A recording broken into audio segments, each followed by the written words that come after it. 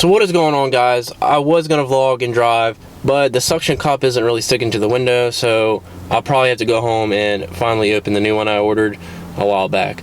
But so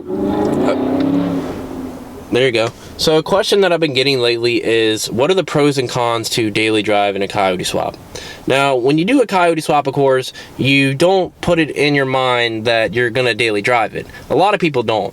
And from the internet and everything I've looked around and anything that I know of, I predominantly am the only one that I think that drives a Coyote swap Mustang the most. That being said, out of a Fox body, a S95, or an early S197 that someone swapped the motor into. So the pros, of course, is a bump in horsepower. You have a crap ton of bump in horsepower versus the old two valve, and plus you have newer technology, better fuel economy, and a tune can go a longer way with this car NA and force induction wise, because it's a newer block and newer stuff. But the old 2 valve, don't sleep on them. There's a lot you can do with them, and they're really good motors. So the pros are, those are pretty much the pros. And when you go to a car event or even on the internet or something, someone sees your car and they're like, you know, it's really unique that you took the time out to do this to an older body style and took your time and, you know, did a swap. And you could have just went out and bought a new car and called it that and started modding that, but you stuck with an older car because apparently there's a sentimental value to it, or whether it's, you know, you just really like that car, that body style. So that really shows to others out there that are looking at the car that, you know, it's something unique behind it.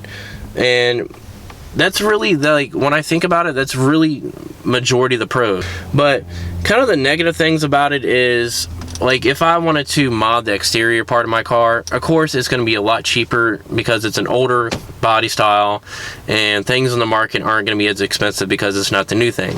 Now, if I want to do like something performance wise, and that's like stick a supercharger on or order a new coolant tank or something like that, with the motor, the size of the motor inside the car, I have to come up with a way or look at how other people have done it and kind of figure out where to place what.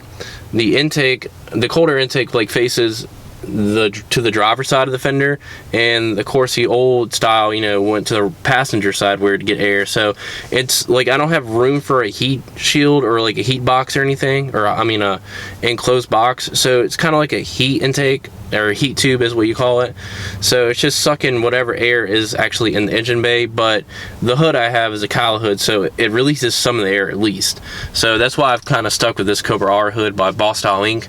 It's a really good hood and I love it. But and some of the other negative things are, you know, it's really like when you talk about the expensive part, of course it's going to be more expensive because it's, you know, it's the newer thing, but also being a Coyote swapped car, like an older body style with a newer motor, you have to kind of spend a little more money into certain aspects of the car to get it to fit right, because it's not, you know, a 16 S550.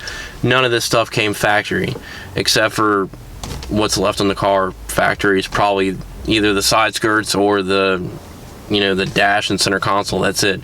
Not even the seats anymore. And that's only the real negative part or whatever. So I hope that answers any questions that people have been asking and messaging me about. And that's going to do it for this little quick vlog, guys. I hope you enjoyed this video. Hope it answers any questions. And subscribe for future content. Make sure to smash that like button.